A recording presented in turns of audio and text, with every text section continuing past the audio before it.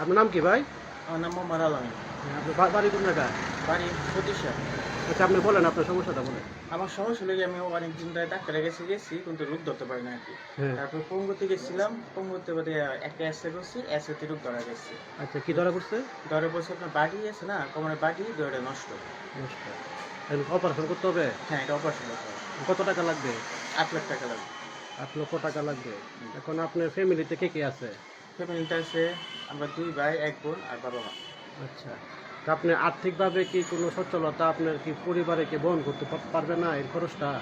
না, সবাই তো এখন কর্ম করতে পারি না তো ওই কারণে আর কি। আচ্ছা, তাহলে কি আপনি আর্থিক সাহায্য চাচ্ছেন সবার কাছে হ্যাঁ, নাকি? সবাই আর্থিক সাহায্য হয়েছে।